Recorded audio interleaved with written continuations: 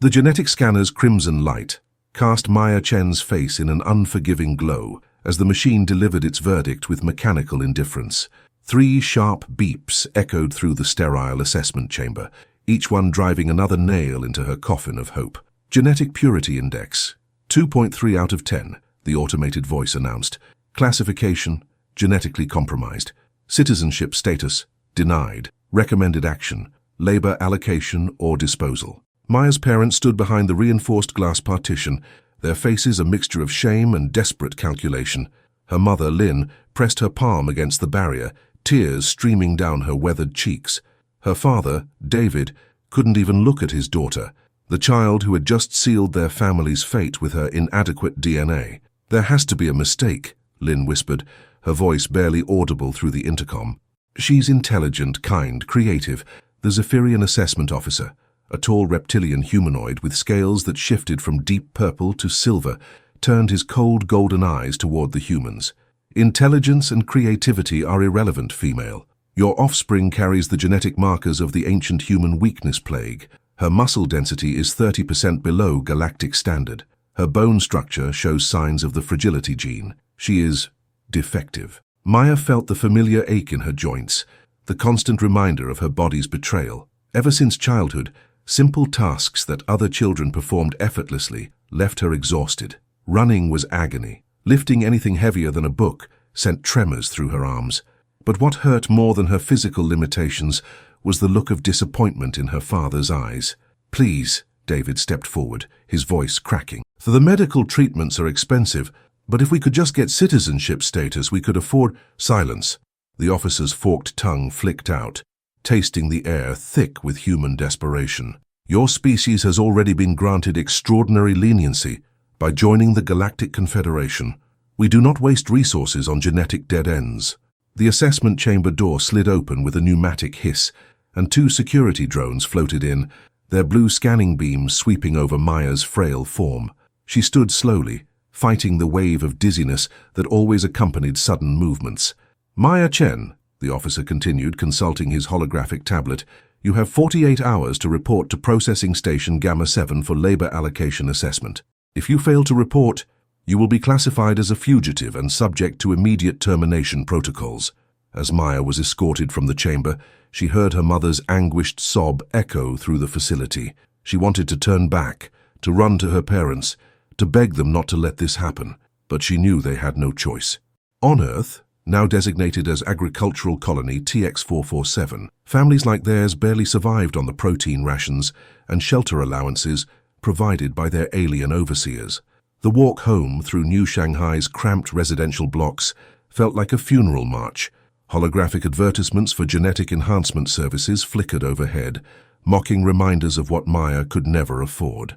Other human families hurried past, their eyes downcast, careful not to make contact with the girl who bore the visible mark of genetic failure. Their apartment was a single room with a small cooking alcove and a sanitation unit. Maya had grown up here, but it had never felt as small as it did now. Her parents sat at the tiny metal table, speaking in hushed tones that stopped the moment she entered. "We need to talk," her father said, his voice hollow. Maya sank onto her narrow cot, every bone in her body aching from the stress of the day. "I know what you're going to say." "No, sweetheart, you don't." Lynn moved to sit beside her daughter, taking Maya's thin hands in her own calloused ones. There's another option." David pulled out a small communication device, its screen displaying a contract written in the flowing script of the galactic trade language. "There are merchants who purchase humans who can't qualify for citizenship, for work off-world." Maya's blood turned to ice. "You mean slave traders?" "They prefer the term labor contractors," David said quickly. "And it's not forever. The contracts are usually 7 to 10 years. After that, you'd have earned enough credits to pay for genetic therapy, maybe even enhancement procedures. You could come back and reapply for citizenship." The room fell silent except for the hum of the air recycler and the distant sound of transport ships launching from the orbital platform. Maya stared at her parents, trying to process what they were suggesting. "How much?" she asked quietly. Lynn's grip on her hands tightened. "Maya, don't think about—" "How much are they offering for me?" David cleared his throat. 50,000 credits. Enough to keep us in this apartment for 5 more years, with medical coverage." Maya closed her eyes, feeling the weight of her family's survival settling on her shoulders like a lead blanket. She thought about her parents, already in their 50s, their bodies worn down by years of hard labor in the agricultural complexes. She thought about the diabetes medication her mother needed, the back surgery her father had been putting off. She thought about the alternative, watching them slowly waste away while she remained a burden, a genetic failure who contributed nothing but took what little they had. "When?" she whispered. "The transport leaves tomorrow night," David said, and Maya could hear the shame in his voice. "Maya, if there was any other way—" "I know." She opened her eyes and looked at her parents. Really looked at them. They loved her. She knew that. But love couldn't change her genes or their circumstances. "I understand." That night, Maya lay awake, listening to her parents' muffled conversations and her mother's quiet tears. She stared up at the ceiling, where she had stuck glow-in-the-dark stars when she was 7, back when she still believed she might someday see real ones. Tomorrow she would, just not the way she had dreamed. As the artificial dawn crept through their small window, Maya made herself a promise. Whatever happened next, wherever they sold her to, she would survive. She would find a way to prove that her worth wasn't measured in genetic purity scores or muscle density. She had no way of knowing that her journey would take her to the very heart of the Draconian Empire, or that her supposedly weak genes carried something far more valuable than strength, something that would change the fate of 2 species forever. The loading dock of Spaceport Delta reeked of industrial lubricants and desperation. Maya clutched her single bag, containing 2 changes of clothes, a worn photograph of her family and her mother's jade bracelet, as she approached the designated meeting point. Cargo Handler Bay 47 was tucked away in the seediest section of the port, where legitimate businesses gave way to establishments that operated in the grey areas of galactic law. A massive Throcan merchant waited beside a battered transport vessel, its hull scarred by countless jumps through hyperspace. The alien stood nearly 8 feet tall, his thick blue-grey hide covered in ritual scars that marked him as a member of the trader caste. His forearms moved with practiced efficiency as he checked manifests on multiple data tablets simultaneously. "You Chen offspring?" The Throcan's voice rumbled through his chest like grinding stone. His basic was heavily accented, but understandable. "I am Grakvel. You come with me now." 3 other humans stood nearby, 2 men who looked to be in their 30s, their faces bearing the hollow expression of those who had given up hope, and a woman perhaps Maya's mother's age, her eyes red from recent crying. All of them wore the same identification tags that Grakvel now handed to Maya, a metal collar with a transponder chip. "This tracks your location and vital signs," the merchant explained, as Maya reluctantly fastened the collar around her neck. "Remove it and security drones will find you within minutes. Damage it and you forfeit your contract, understand?" Maya nodded, fighting back the urge to vomit. The collar was lighter than she had expected, but it felt like it weighed 1,000 pounds. "Good. Now we go." Grakvel gestured toward the transport's open cargo bay. "Journey to processing station takes 6 standard days. You stay in designated areas. You eat when I say eat. You sleep when I say sleep. Cause trouble and I space you. Simple, yes?" The cargo hold was divided into several sections by force fields. One area contained legitimate cargo, sealed containers marked with various alien script. Another held what were clearly weapons, though Grakvel made no effort to hide them. The third section, their destination, contained basic sleeping mats, a waste disposal unit, and a single viewport. As the transport lifted off from Earth's surface, Maya pressed her face to the small window and watched her home planet shrink into a blue-green marble against the star-filled void. She had dreamed of seeing this view her entire life, but not like this. Not as human cargo bound for the slave markets of the Outer Rim. First time off-world, the older woman settled beside Maya on one of the sleeping mats. Her voice carried a slight accent that Maya couldn't place. "I'm Elena Vasquez. Was a teacher before everything." "Maya Chen," she replied softly. "What happened to you?" Eleanor's laugh held no humor. "Same thing that happened to all of us, I imagine. Economy collapsed on Lunar Colony after the Zephyrians imposed the new tax structure. My husband died in the mining accident they caused with their safety improvements. Couldn't afford medical care for my daughter without selling myself into contract labor." One of the men overheard their conversation. He was younger than Maya had initially thought, perhaps 25, with the calloused hands of a manual laborer. "Name's Marcus Webb. Lost my farm when the Confederation decided our sector needed to grow more of their exotic fruits instead of human food crops. 7 generations of my family worked that land. He stared out the viewport at the receding earth. Guess that doesn't matter much now. The 4th member of their group remained silent in the corner, his face turned away from the others. When Elena tried to engage him in conversation, he simply shook his head and curled tighter into himself. Some people handle it differently, Elena said gently. Over the next several days, Maya learned more about the brutal realities of human existence under alien rule than she had in 16 years of carefully controlled education. Elena had been a university professor before the conquest, something that was technically illegal now, as advanced education for humans was restricted to essential personnel only. They don't want us to remember what we were before, she explained, during one of their quiet conversations while Grakvel was occupied in the cockpit. History, literature, philosophy, all forbidden subjects now. They keep us fed and housed just well enough to work, but not enough to hope. Marcus shared stories of the systematic destruction of human agriculture, how the aliens had introduced crops and livestock that required their advanced technology to maintain, making human farmers dependent on equipment they couldn't afford to repair or replace. It's not random, he said, his voice bitter. It's designed to break us down generation by generation, make us forget we were ever anything more than labor animals. But it was Elena who helped Maya understand the true scope of what was happening to their species. The genetic testing isn't really about health or capabilities, she whispered one night as they drifted through hyperspace. It's about breeding. They're trying to engineer us into perfect servants, strong enough to work but not strong enough to fight back, smart enough to follow complex orders but not smart enough to question them. Then why am I here? Maya asked, touching her collar unconsciously. I failed every physical test they gave me. Elena studied Maya's face in the dim emergency lighting. Maybe they have different plans for people like you, or maybe, she hesitated, maybe they made a mistake. On the 4th day, alarms began blaring throughout the ship. Grakvel's voice boomed over the intercom in his native language before switching to basic. Imperial Patrol. All cargo remain silent or face spacing. Through the viewport, Maya saw something that took her breath away. A massive ship, no, a fleet of ships, materialized out of hyperspace nearby.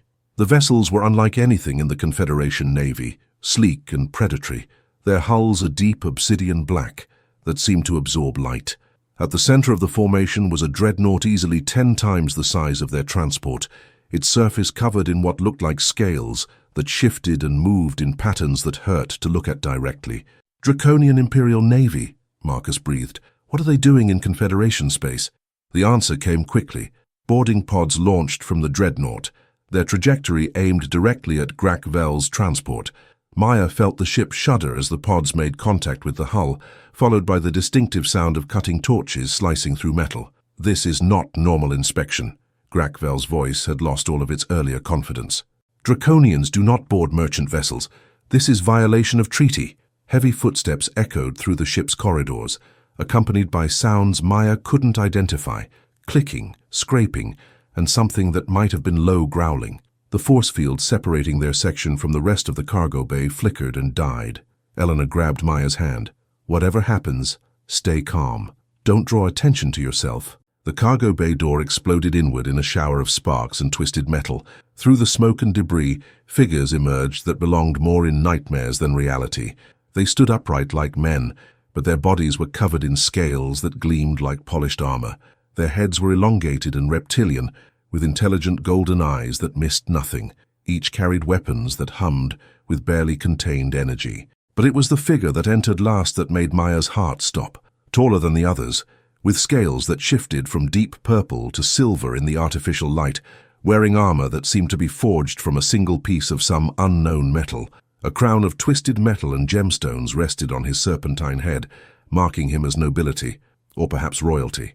Emperor Zephyron, though Maya didn't know his name yet, surveyed the cargo bay with the cold calculation of a predator evaluating prey. His golden eyes swept over the humans, pausing briefly on each, before moving on, until his gaze fell upon Maya. For a moment that seemed to stretch into eternity, the Emperor of the Draconian Empire stared at a 16-year-old human girl who had been sold for having weak genes. Something flickered in those ancient eyes. Surprise, perhaps, or recognition. Then he spoke, his voice like distant thunder. "This one, she comes with us." The Imperial transport was unlike anything Maya had ever imagined. While the merchant vessel had been cramped and utilitarian, this ship felt alive. The corridors curved and flowed like organic passages, their walls covered in scales that pulsed with bioluminescent patterns. The air itself seemed to hum with ancient power. Maya walked between two draconian guards, her wrists bound with energy shackles that felt warm against her skin.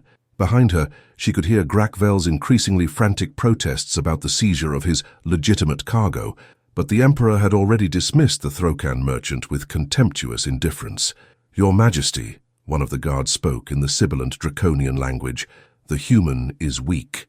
Shall we terminate her before arrival at the palace?" Emperor Zephyron, who had been walking several paces ahead, stopped abruptly. His massive form turned, and Maya found herself once again pinned under that golden gaze. "You question my judgment, Commander Vex." The Emperor's voice dropped to a dangerous whisper that made the air itself seem to vibrate. The guard immediately dropped to one knee. "Never, Your Majesty. I merely seek to understand. Understanding is not required of you. Only obedience." Zephyron's attention returned to Maya, and she saw something in his expression that she couldn't interpret. Not hunger, not anger, but something else entirely. "The human will be housed in the guest quarters of the palace. She is not to be harmed." The journey to the draconian homeworld took 3 days, during which Maya saw almost nothing of the ship except her small quarters and the corridor leading to her observation deck where she was permitted to exercise under guard supervision. But what she did see during those brief excursions filled her with wonder despite her circumstances. Through the massive viewports, she watched as they passed through nebulae that painted space in impossible colors, deep purples and electric blues that seemed to pulse with their own heartbeat. Star systems where multiple suns cast rainbow shadows on planets covered in crystal formations that reached toward the heavens like prayers made manifest. And then finally, Draconia Prime itself came into view. The planet was a jewel suspended in space, its surface a tapestry of deep forests, soaring mountain ranges, and cities that defied physics. Spires twisted upward for miles, connected by bridges of what looked like crystallized starlight. Dragons, actual dragons, soared between the towers, their scales catching the light of the system's twin suns. "Beautiful, isn't it?" The voice behind her was unexpected. Maya turned to see Emperor Zephyron standing in the observation deck's entrance, though she hadn't heard him approach. Without his ceremonial armor, he looked less intimidating, but no less impressive. His scales had settled into a deep midnight blue, and his golden eyes reflected the planet's surface below. Maya wanted to respond with defiance, to remind him that she was his prisoner, not his guest, but the sight of the world below stole the words from her lips. "It is," she whispered instead. "My ancestors built those cities over the course of 20,000 years, Zephyron said, moving to stand beside her at the viewport. "Each generation adding to the work of those who came before. Do you know what your species was doing 20,000 years ago, little human?" Maya felt her cheeks burn with shame and anger. Learning to survive in a hostile universe without enslaving other species, she immediately regretted her words, expecting swift punishment. Instead, the Emperor made a sound that might have been laughter. Perhaps. Or perhaps they were learning that survival requires strength, and strength sometimes requires difficult choices. He gestured toward the planet below. "You will learn much about difficult choices in the days to come." The Imperial Palace was a marvel that defied every architectural principle Maya had ever known. It appeared to have been grown rather than built, its organic curves and impossible angles creating a structure that seemed to breathe with life itself. Gardens filled with alien flowers cascaded down the outer walls, their perfume carried on breezes that shouldn't have been possible at this altitude. Maya was escorted through halls lined with treasures from 100 conquered worlds. Artwork that moved and changed as she watched, sculptures that hummed with contained starlight, tapestries that told stories of ancient battles in threads that shifted color with her perspective. Her quarters were larger than her entire family's apartment on Earth. A massive bed dominated one wall, carved from what looked like a single piece of black stone and covered in fabrics softer than anything she had ever touched. Floor-to-ceiling windows offered a view of the palace gardens, where dragons basked in the afternoon sun, alongside creatures she had no names for. "You are to remain here until summoned," Commander Vex informed her, his golden eyes never meeting hers. Food will be brought at regular intervals. Any attempt to leave these chambers without escort will result in your immediate execution. Alone for the first time since her capture, Maya finally allowed herself to break down. She curled up on the impossibly soft bed and wept for her parents, for Eleanor and Marcus and the silent man, whose fate she would probably never know. She cried for the childhood that had been stolen from her by genetics she couldn't control, and for the future that seemed increasingly unlikely to include freedom. But as night fell over the palace, and the moons of Draconia Prime rose to cast silver light through her windows, Maya made herself stand. She walked to the mirror, polished metal that showed her reflection with perfect clarity, and studied the girl looking back at her. She was thin, pale, with dark circles under her eyes that spoke of too many sleepless nights. Her black hair hung limp around her shoulders, and the genetic scanner's words echoed in her memory. Genetically compromised, defective. But Elena's words echoed too. Maybe they made a mistake. Why had the Emperor chosen her? What did he see that even she couldn't see? A soft chime indicated that food had arrived. Maya expected the simple rations she had grown accustomed to on Earth, but instead found a feast that would have fed her family for a week. Fruits that tasted like liquid starlight, vegetables that seemed to glow with their own inner light, and meat so tender it fell apart at the touch of her fork. As she ate, she became aware of sounds from the gardens below. Not the mechanical hum of technology, but something more primal. Singing, perhaps, though no human voice could have produced those deep, resonant tones. Moving to the window, Maya peered down into the moonlit gardens. Among the flowering trees and crystal fountains, dragons moved in what could only be described as a dance. Their massive forms weaved between each other with impossible grace, their scales catching the moonlight as they performed what seemed to be an ancient ritual. And at the center of the dance, his own movements fluid and powerful, was Emperor Zephyron. Maya watched, transfixed, as the ruler of the most powerful empire in the galaxy participated in something that seemed more like worship than entertainment. The dragon's song rose and fell like ocean waves, and for a moment Maya felt something stir deep inside her chest, a resonance she had never experienced before. Then one of the dragons looked up directly at her window. Its ancient eyes met hers across the distance, and Maya felt a shock of recognition, understanding. She couldn't name what passed between them in that moment, but it left her breathless and shaking. The dragon's song changed, becoming softer but more complex, and slowly the other dragons turned their attention upward as well. Emperor Zephyron followed their gaze, and suddenly Maya found herself the focus of a dozen pairs of golden eyes.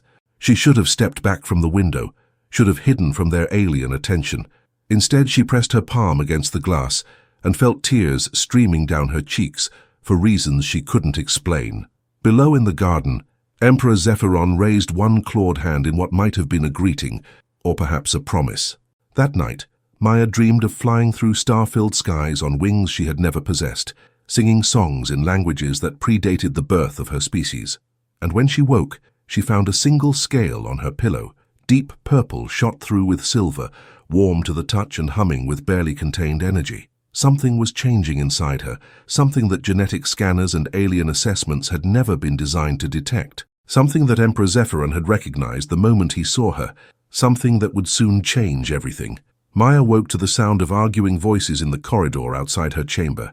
She pressed her ear to the door, trying to make sense of the rapid Draconian being spoken, but could only catch fragments. Unprecedented breach of protocol. The Council demands explanation. Humans are not permitted in the sacred gardens. The conversation ceased abruptly when heavy footsteps approached. The door to Maya's chamber slid open with a whisper, revealing Commander Vex, flanked by two guards. His golden eyes held barely contained hostility. "The Emperor requires your presence," he announced coldly. "You will come immediately." Maya was escorted through corridors she hadn't seen before, deeper into the palace's ancient heart. The walls here were covered in murals that seemed to move as she passed, depicting great battles between dragons and creatures of shadow, the founding of cities among the stars, and most prominently, scenes of dragons bonding with smaller humanoid figures that looked nothing like any alien species Maya had encountered. They passed through a great hall where dozens of draconian nobles observed her, with expressions ranging from curiosity to outright disgust. Their scales shimmered in colors Maya had never seen, deep emerald shot through with gold, crimson that pulsed like a heartbeat, silver so pure it seemed to glow with its own light. Their conversations died to whispers as she passed. "Look how pale it is," one murmured in accented basic. "The weakness shows in its very posture," another added. "To think His Majesty would bring such a creature into the sacred palace." Commander Vex led her through another set of doors into a chamber that took her breath away. It was enormous, its ceiling lost in shadows far above. But what made Maya gasp was what occupied the center of the room. A dragon lay on its side, its magnificent scales dulled with pain and injury. This was no creature from the garden dance. This dragon was ancient beyond measure, its hide scarred from countless battles, its breathing labored and shallow. One of its great wings hung at an unnatural angle, and dark fluid seeped from wounds along its flank that no amount of medical technology seemed able to heal. Emperor Zephyron knelt beside the dragon's massive head, his own expression filled with a grief so profound it transformed his fearsome features into something achingly vulnerable. "Viranesh," he whispered, his voice breaking on the name. "Old friend, you must fight." The dragon's ancient eyes opened, focusing on the emperor with obvious effort. When it spoke, its voice was like distant thunder, barely contained within words. "The time has come, young prince. The old ways are ending." "No." Zephyron's claws gently stroked the dragon's snout.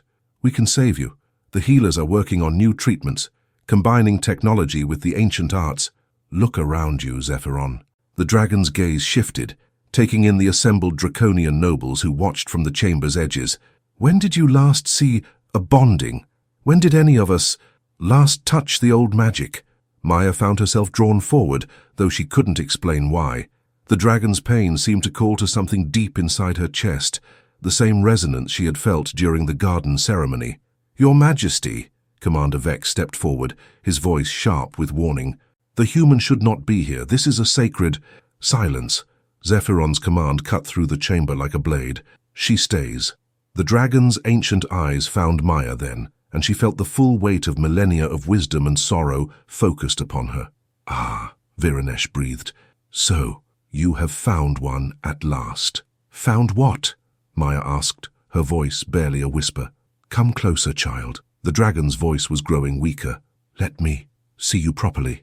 Maya approached despite Commander Vex's obvious disapproval. As she drew near, the dragon's pain seemed to intensify in her awareness, as if she could feel every injury, every failing heartbeat.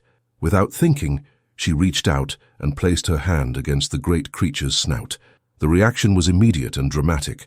Light blazed from the point of contact, not the harsh artificial illumination of technology, but something warm and alive that seemed to come from within both Maya and the dragon. The assembled nobles gasped and stepped back, some raising their hands to shield their eyes. But more than light, Maya felt something flowing between herself and Viranesh. She could sense the dragon's memories, soaring through nebulae while singing the songs that held star systems in their proper courses, bonding with companions whose names were written in languages that predated civilization, watching as the old magic slowly faded from a universe that increasingly chose technology over wonder. And she could feel his injuries not as abstract pain, but as specific damage to living tissue. Here, torn muscle fibers that weren't healing because they lacked a particular protein. There, bone fragments pressing against organs, causing inflammation that the dragon's ancient immune system couldn't overcome. Most critically, a disruption in the energy flows that connected his consciousness to his physical form, pathways that no technological medical scanner could detect, much less repair. Without conscious thought, Maya began to sing. The melody came from somewhere deeper than memory, older than her own species' history on Earth. It was the song she had heard in her dreams, the harmony that had echoed through the garden ceremony, and now she understood that it wasn't just music. It was a healing resonance that worked on levels beyond the purely physical. The light from her touch intensified, and Maya felt energy flowing through her into the dragon. Not her own energy, she had precious little of that, but something borrowed from the universe itself, channeled through her genetic weakness, which was revealing itself to be something altogether different. Viranesh's breathing deepened and steadied. The unnatural angle of his wing corrected itself with an audible snap as bones realigned. The dark fluid stopped seeping from his wounds, which began to close with visible rapidity. But more than physical healing was taking place. The dullness faded from the dragon's scales, replaced by a deep emerald radiance that pulsed in time with Maya's song. His ancient eyes brightened with renewed vitality, and when he lifted his great head from the chamber floor, it was with the fluid grace of a creature in its prime. Maya's song ended as suddenly as it had begun, and she collapsed to her knees, utterly drained. But before unconsciousness claimed her, she heard Viranesh's voice, now strong and clear. "The heart singers returned to us at last." The chamber erupted in chaos.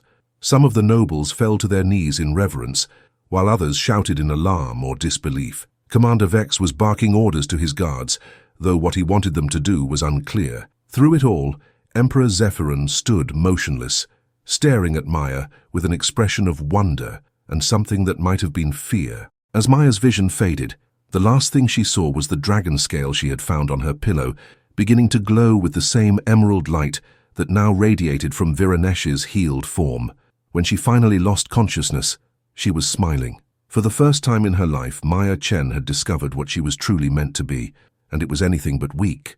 Maya awoke in a chamber she had never seen before, one that felt older than the rest of the palace.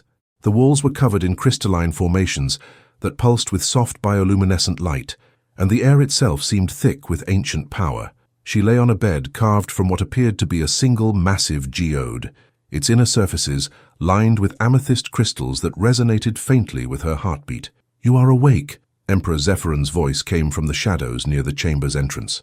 As he stepped into the crystal light, Maya could see that he had changed since their last encounter. His scales, usually a shifting pattern of purple and silver, now held flecks of the same emerald radiance that had surrounded Viranesh during the healing. "How long was I unconscious?" Maya asked, struggling to sit up. Her body felt different, not weaker as she had expected after such an exhausting ordeal, but somehow more connected to itself, as if pathways that had been blocked her entire life were finally open. 3 days, Zephyron replied, moving closer. "My healers were concerned. They have never encountered a human who could channel the ancient energies without proper preparation. Most beings who attempt such feats without training do not survive." Maya touched her throat, remembering the song that had come from somewhere beyond her conscious mind. "I don't understand what happened. That song, the light, I've never done anything like that before." "But you have dreamed of it, haven't you?" Zephyron's golden eyes studied her with intensity. "The songs of starbirth, the feeling of soaring through cosmic winds, the sense that your physical form was somehow inadequate for what you were meant to be." Maya's breath caught. He had described her dreams exactly, the recurring visions that had plagued her since childhood, always leaving her feeling incomplete and restless. How could you know that? Instead of answering directly, Zephyron gestured to the crystal walls around them. "Do you know where you are, Maya Chen? Another part of your palace? This is the heart chamber of the old temple, built 20,000 years ago when my ancestors first arrived on this world. It was constructed to amplify and focus the ancient energies that flow through all living things." He approached one of the crystal formations, his claws tracing patterns in its surface that caused it to glow more brightly. "It has been silent for over 3,000 years. Until now." Maya followed his gaze and gasped. The crystals weren't just glowing, they were singing, producing harmonics that resonated with something deep in her chest. It was the same melody she had hummed to heal Viranesh, but infinitely more complex, layered with overtones that spoke of galaxies being born and ancient civilizations reaching toward transcendence. "The heart singers," Zephyron continued, "were not originally draconian. They were human." "That's impossible," Maya protested. "Humans have only been in space for a few centuries. Your empire is 20,000 years old. Your species has been in space far longer than your current civilization remembers." Zephyron moved to a section of the wall where crystal formations created a natural viewing screen. As he touched it, images began to form within its depths, scenes of impossible beauty and scope. Humanity's first expansion into the stars began nearly 50,000 years ago, during an age when magic and technology were one science. Maya watched in awe as the crystals showed her visions of Earth as it had never appeared in any history book.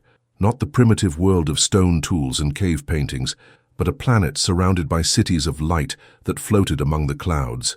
Humans with elongated limbs and luminous eyes piloted ships that moved not through crude rocket propulsion, but by harmonizing with the fundamental frequencies of space itself. They called themselves the Firstborn, Zephyron explained.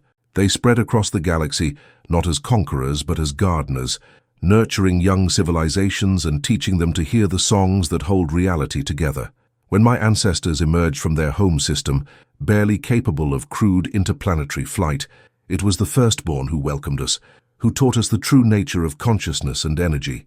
The images shifted, showing magnificent beings that were recognizably human, but transformed by their mastery of cosmic forces.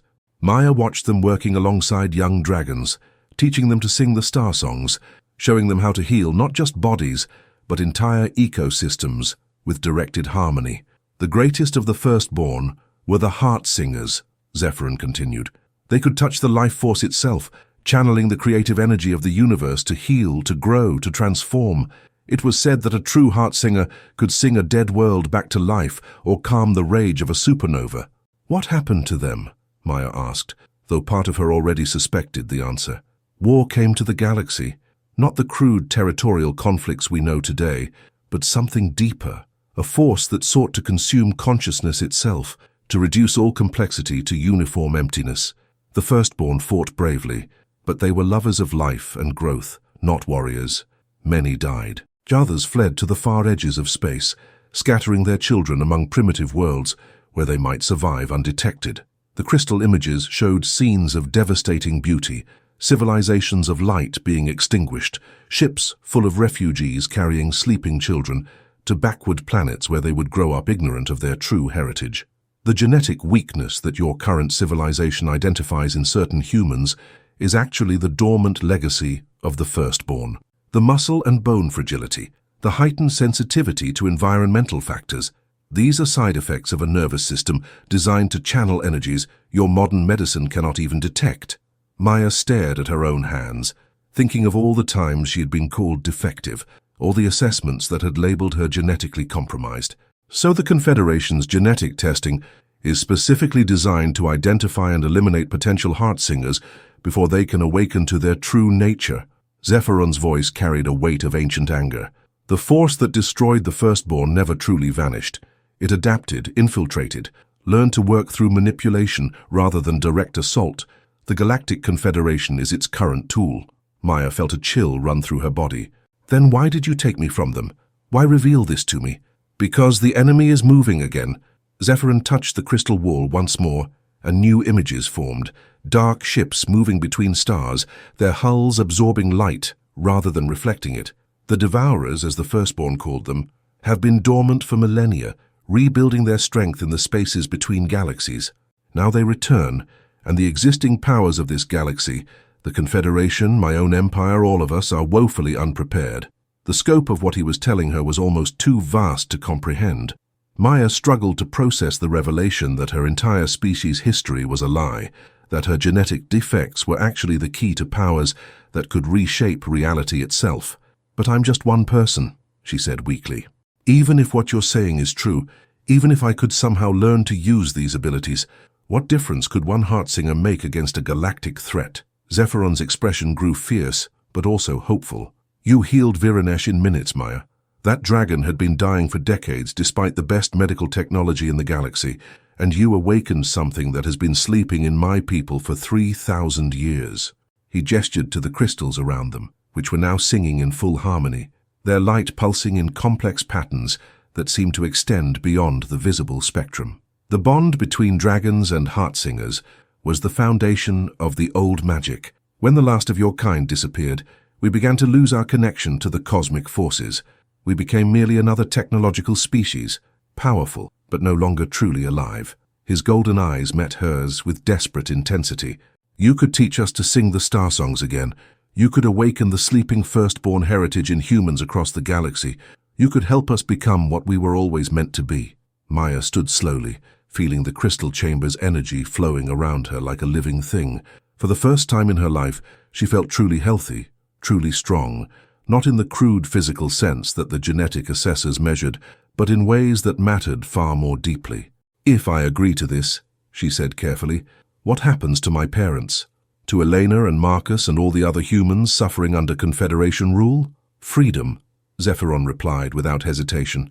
Not just political freedom, but the chance to reclaim their birthright as children of the Firstborn. The chance to remember what humanity was before fear and servitude reduced them to mere survival. Maya walked to the chamber's center, where the crystal formations created a natural focal point for the energies flowing through the ancient temple. As she stood there, she could feel the sleeping potential within her own cells beginning to stir, responding to the harmonics that filled the air. She thought of her parents selling her to save their own lives. She thought of Elena's bitter words about humanity being systematically broken down. She thought of all the humans labeled genetically defective and discarded by a system designed to prevent them from discovering their true nature. And she thought of the dragon Viranesh, ancient and wise, calling her people the heart singers, as if the word itself was a prayer. "Teach me," she said. The crystal chamber blazed with light, and Maya Chen began the journey from discarded human to something the galaxy had not seen for 3,000 years. The last hope against an enemy that consumed entire civilizations. The training began at dawn, in a garden hidden deep within the palace grounds, where ancient trees older than most civilizations stretched toward the binary suns of Draconia Prime. Maya stood barefoot on grass that seemed to pulse with its own inner light, every blade responding to the harmony that flowed through her awakening consciousness. "Forget everything your species believes about the nature of reality," Viranesh instructed, his massive form coiled beside a fountain whose waters defied gravity, flowing upward in spiraling helixes of liquid crystal. The ancient dragon's voice had regained not just its strength but a resonance that made Maya's bones vibrate in sympathy.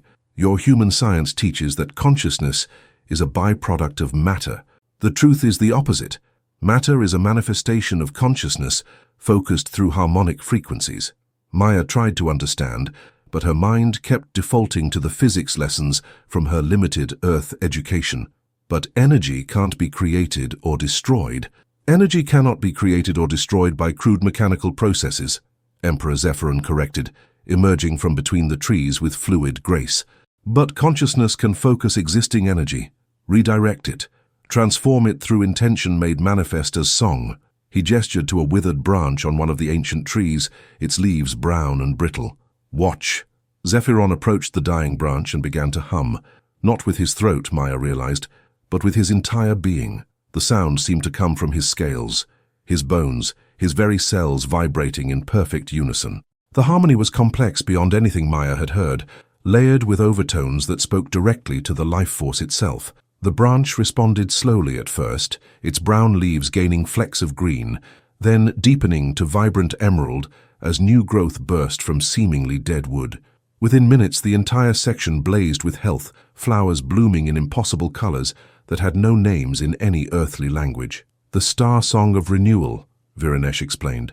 "One of the first harmonics the Firstborn taught my ancestors. Now you must learn to feel it for yourself." Maya placed her hand against the massive tree's bark, trying to sense what Zephyron had awakened within it.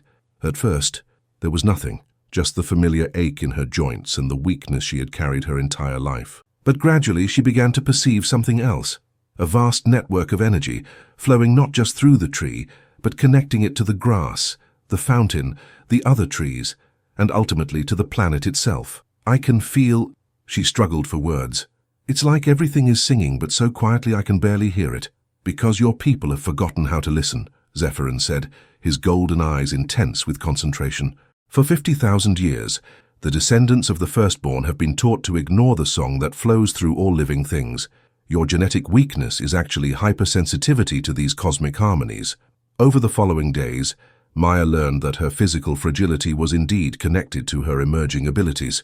Her nervous system, evolved to channel energies that most beings couldn't even perceive, was constantly being overwhelmed by harmonics she couldn't yet control. Her muscle weakness stemmed from energy being unconsciously diverted into maintaining her connection to forces beyond the material plane. "Think of it as spiritual interference," Viranesh explained, during one particularly challenging lesson. Maya had been attempting to heal a small plant damaged by frost, but each time she focused her intention, she found herself growing dizzy and nauseous. "Your consciousness is trying to operate on multiple dimensional frequencies simultaneously. Until you learn to harmonize them, the discord will manifest as physical distress." "But how do I harmonize frequencies I can't even hear properly?" Maya asked in frustration. "By remembering what you already know," Zephyron said quietly. "The song you sang to heal me, where did it come from?" Maya frowned, trying to recall those crucial moments in the healing chamber.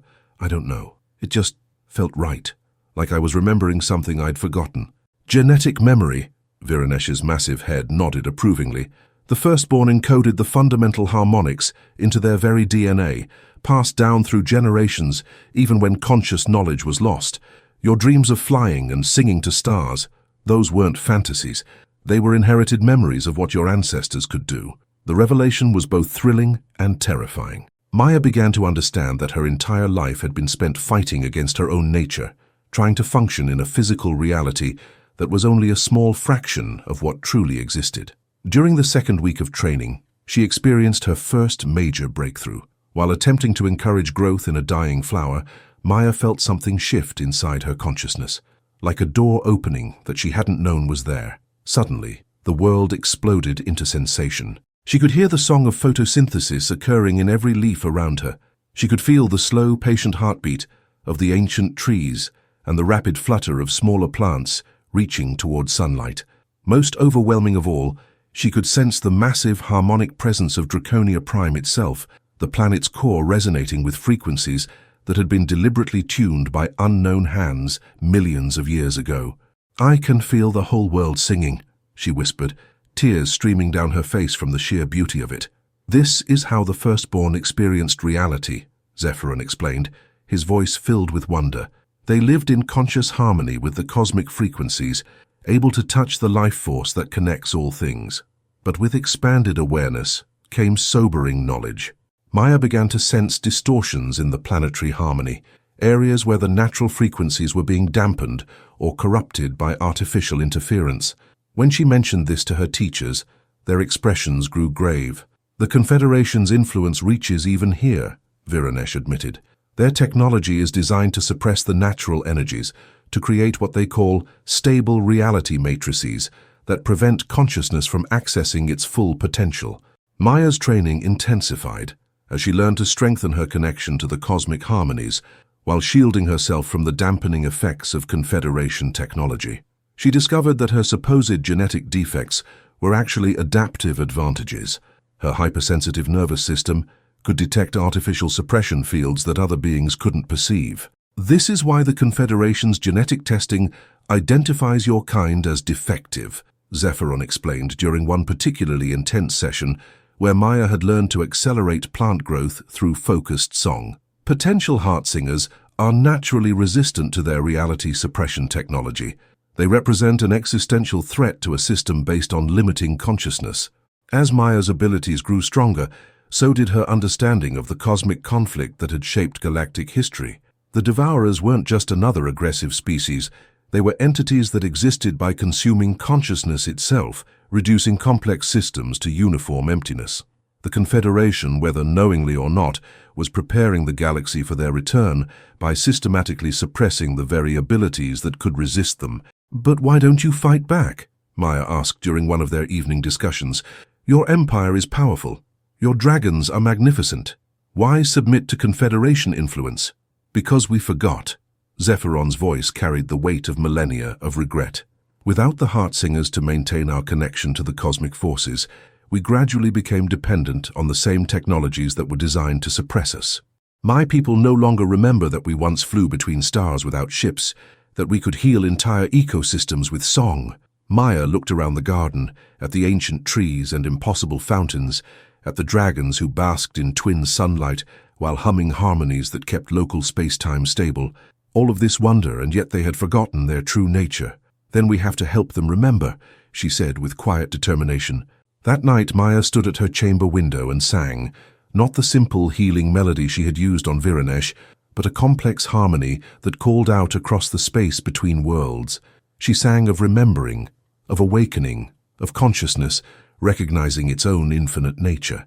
And across the galaxy, on distant worlds where humans struggled under alien domination, the descendants of the Firstborn began to dream of flying among the stars. The awakening had begun. The great council chamber of the Draconian Empire had not hosted a full assembly in over a century. Maya stood at its heart, dwarfed by the massive amphitheater that spiraled upward into shadows, its seats filled with the most ancient and powerful dragons in known space. Their scales caught the light of the chamber's central star crystal, creating a kaleidoscope of colors that hurt to look at directly. Each dragon represented not just individual power, but entire star systems under imperial rule. There was Thessarion the Void Walker, whose obsidian scales seemed to absorb light itself, ruling over the dark matter mining operations of the Null Sector. Beneath her coiled Peraxis the Starforger, his golden scales still bearing the heat of the stellar foundries where new suns were born at his command. Dozens of others filled the chamber, creatures whose individual lifespans exceeded the entire recorded history of human civilization, and all of them were staring at Maya with expressions ranging from curiosity to outright hostility. "This is madness," declared Commander Vex from his position among the younger dragons. "We risk exposure of our most sacred knowledge to a creature whose loyalty cannot be guaranteed. The human has been in our custody for mere weeks." Murmurs of agreement rippled through portions of the assembly. Maya felt the weight of their doubt pressing down on her like a physical force, but she had learned to draw strength from the cosmic harmonies that flowed beneath surface reality. She could feel Viranesh's supportive presence beside her, and Emperor Zephyron's unwavering confidence radiating from the great throne that overlooked the chamber. "Speak your concerns openly," Zephyron commanded, his voice carrying the authority of absolute rule. "Let all doubts be voiced before we proceed." Thessarion the Voidwalker rose from her coils, her movement causing reality to bend slightly around her massive form. "My objection is not to the human herself, but to the dangerous precedent. If we reveal the location of the Heartseed vaults to an outsider, what prevents the Confederation from learning of them through her?" "The Confederation already knows of their existence," Viranesh interjected, his ancient voice carrying easily through the vast chamber. "Why do you think they have worked so systematically to suppress the awakening of potential Heartsingers? They fear what might be unleashed if the vaults were opened by one capable of understanding their true purpose." Maya had learned about the Heartseed vaults during her training, ancient repositories where the Firstborn had stored not just knowledge, but living concentrations of the cosmic forces they had mastered. The vaults were scattered across the galaxy, hidden on worlds that the Draconian Empire had spent millennia secretly protecting. "Then we should destroy the vaults rather than risk their contents falling into enemy hands," growled Peraxis the Starforger, his voice like controlled solar flares. "Better that such power be lost forever than corrupted by those who would use it for domination." "Destroy them!" Maya found herself speaking before conscious thought could stop her.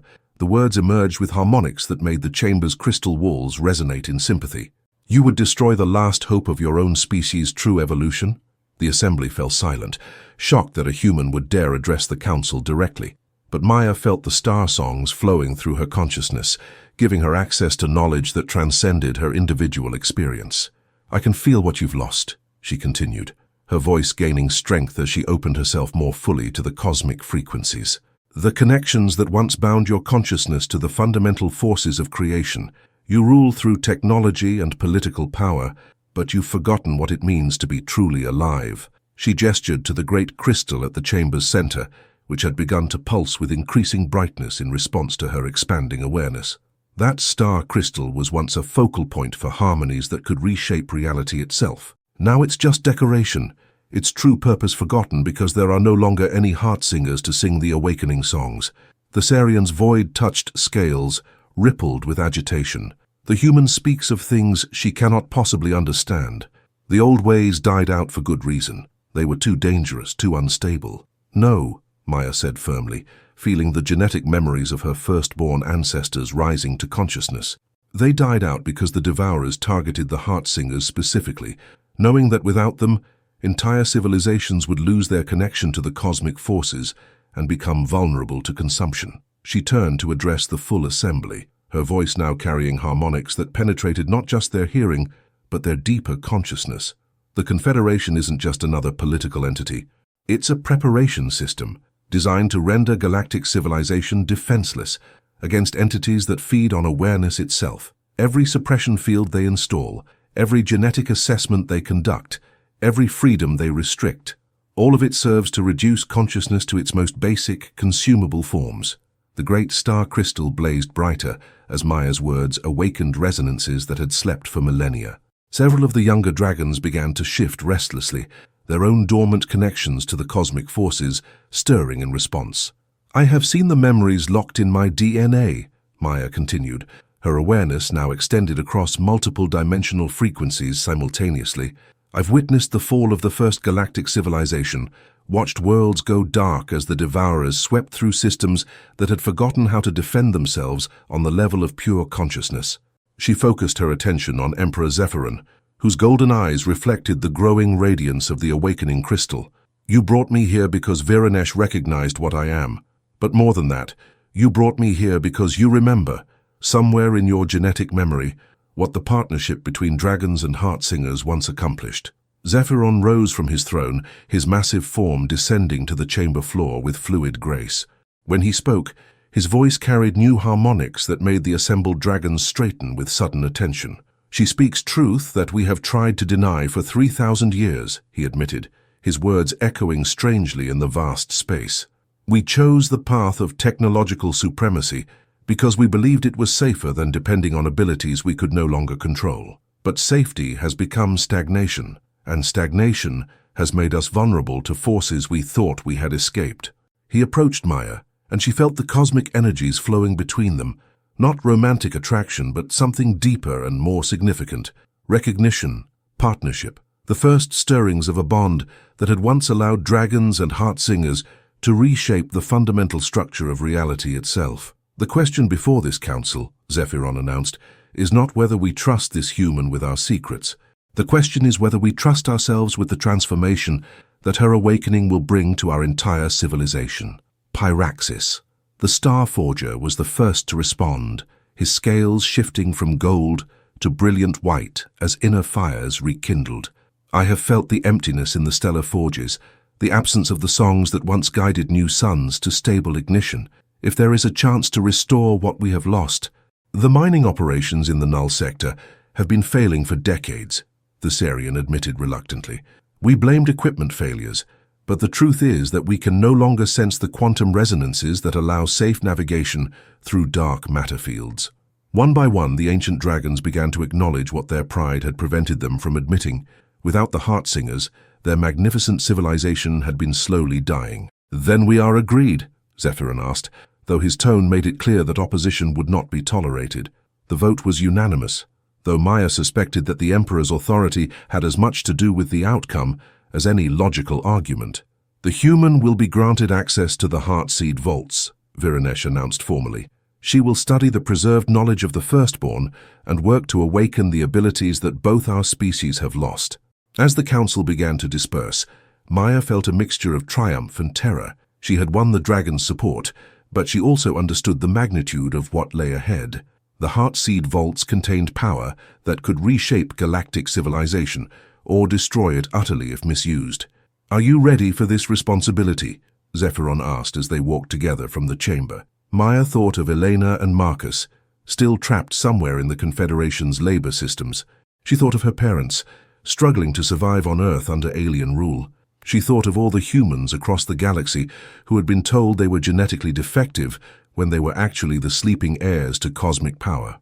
I have to be, she said simply. That night, as she prepared for the journey to the first Heartseed vault, Maya sang to the stars, not the tentative melodies of her early training, but the full-throated harmonies of a heart singer coming into her power.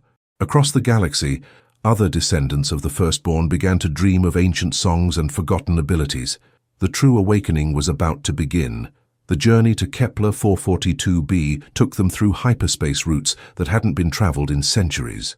Maya stood on the bridge of Zephyron's personal flagship, watching impossible geometries unfold around them as they moved through dimensions where space and time bent according to different laws. The ship itself was a marvel, grown rather than built, its living hull responding to the crew's intentions through harmonic interfaces that bridged technology and consciousness. The Vault world was chosen specifically for its resonance properties, Viranesh explained as they approached their destination. The ancient dragon had insisted on accompanying them, claiming that his presence would be necessary to unlock seals that had been dormant for millennia. Their Firstborn discovered that certain planetary configurations create natural amplification fields for consciousness-based energies. Through the viewports, Kepler 442b resolved into a world of breathtaking beauty and obvious artificiality. The planet's surface was covered in geometric patterns visible from orbit, vast spirals and complex mandalas carved into continents with mathematical precision. At the intersection of the largest patterns, crystalline structures reached toward space like frozen songs, made manifest in matter. How did they move entire continents into these configurations? Maya asked in wonder. They didn't move them, Zephyron replied, his golden eyes reflecting the planet's strange radiance. They sang them into being. The Firstborn could manipulate matter at the quantum level through harmonic resonance, literally composing landscapes like musical compositions. The landing was unlike anything Maya had experienced. Rather than the harsh mechanical process she expected, the ship seemed to merge with the planet's surface, its living hull integrating seamlessly with crystalline formations that rose to welcome them. As they disembarked, Maya felt the world itself greeting her consciousness, not sentient in any way she could understand, but aware, nonetheless. The path to the vault led through gardens that defied botanical classification. Trees grew in perfect mathematical spirals, their branches forming complex geometric patterns that hurt to look at directly. Flowers bloomed in colors that existed beyond normal perception, their petals resonating with frequencies that bypassed the eyes entirely and spoke directly to the soul. The caretakers have maintained this place for 50,000 years, Viranesh noted, gesturing to beings that moved among the impossible flora with fluid grace. They appeared humanoid but elongated, their limbs stretched beyond normal proportions, their skin bearing patterns of bioluminescence that pulsed in rhythm with the planet's deeper harmonies. Are they human? Maya asked, studying the ethereal figures. They were once. The first generation of Firstborn who reached full integration with the cosmic forces underwent physical transformation as their consciousness expanded beyond the limitations of baseline biology. Zephyron's voice carried complex emotions, awe, sadness, and perhaps envy. They chose to become permanent guardians of the most sacred sites, rather than risk the knowledge being lost forever. The vault itself was hidden beneath a mountain that Maya gradually realized was actually a single massive crystal formation. The entrance required more than physical presence. It demanded harmonic authentication that proved the visitor's right to access what lay within. Maya placed her hands against the crystal surface and sang the star songs she had learned, feeling her consciousness merge briefly with the planetary matrix. The mountain responded by revealing an opening that hadn't existed moments before, its edges flowing like liquid light as space reconfigured itself around their need for passage. Inside, Maya entered a realm that challenged every assumption about the nature of reality. The vault existed in more dimensions than her consciousness could fully process, its chambers extending through folded space in configurations that would have been impossible according to conventional physics. Corridors of pure, crystallized energy led to repositories where the accumulated knowledge of the galaxy's first great civilization waited in forms that transcended mere information. The heart seeds, Viranesh announced as they entered the central chamber, are not simply records or artifacts. They are living concentrations of the cosmic forces themselves, preserved in stable matrices that can transmit understanding directly to consciousness capable of receiving it. Maya approached the first repository with reverent awe. The heartseed appeared to be a sphere of crystallized starlight, no larger than her fist, but containing depths that seemed to extend infinitely inward. As she drew near, it began to pulse with harmonies that resonated through every cell of her body. "How do I—" she began, but the question became irrelevant as the heartseed responded to her proximity. Light blazed through the chamber as knowledge flooded Maya's consciousness, not as abstract information but as direct experience of abilities that had been lost for millennia. She felt herself learning to perceive reality across multiple dimensional frequencies simultaneously, to touch the quantum foundations, where matter emerged from pure consciousness, to sing the harmonic equations that could restructure space-time itself. But more than technical knowledge, the heartseed transmitted understanding of the cosmic conflict that had shaped galactic history. Maya experienced firsthand the arrival of the Devourers, entities from spaces between galaxies that existed by consuming the complexity of consciousness itself. She witnessed the desperate war fought by the first galactic civilization, saw entire systems go dark as their inhabitants were reduced to uniform emptiness. And she understood, with terrifying clarity, why the Confederation's technology was so specifically designed to suppress awareness and limit consciousness. "They're not just preparing the galaxy for the Devourer's return," Maya gasped as the vision ended, her voice echoing strangely in the crystalline chamber. "They are the Devourers, or at least, they're the advanced infiltration system." Zephyron's scales rippled with alarm. "What did you see?" The Confederation isn't a natural evolution of galactic politics. It's an artificial construct designed to systematically reduce consciousness across thousands of species until entire civilizations become vulnerable to consumption. Maya's hands shook as she processed the magnitude of the threat. The genetic testing, the reality suppression fields, the restrictions on education and cultural development, all of it serves to create populations that exist at the minimum level of awareness necessary for basic function. Vironesh's ancient eyes blazed with recognition, and when consciousness has been sufficiently degraded, the devourers arrive to harvest what remains, leaving behind empty shells that can be used as vessels for their continued expansion. Maya felt sick with the implications. Every world under Confederation control is being prepared for consumption. But the Heart Seed had transmitted more than just warnings. Maya now understood abilities that the Firstborn had developed specifically to combat consciousness-consuming entities. She had learned to perceive the quantum signatures that revealed devourer influence, to sing harmonies that could restore awareness to degraded populations, and most importantly, to awaken the dormant potential in other descendants of the Firstborn. "There are others," she said with growing excitement. "Humans scattered across the galaxy who carry the genetic markers of the ancient bloodlines. With the right harmonic activation, they could all begin to awaken. But awakening dormant heart singers will also alert the Confederation to our intentions," Zephyron pointed out. "Once they realize what's happening, they'll move to eliminate the threats before the awakening can spread." Maya approached the next heart seed, feeling its crystalline matrix calling to abilities she was only beginning to understand. "Then we'll have to move faster than they can respond. Wake up enough heart singers quickly enough that they can't stop all of us." As she touched the second repository, new knowledge flooded her consciousness. Techniques for long-distance harmonic communication, methods for awakening multiple targets simultaneously, and most crucially, the locations of other Heartseed vaults scattered throughout Confederation space. "I can reach them," Maya realized, her awareness expanding across galactic distances as she learned to navigate the quantum networks that connected all consciousness.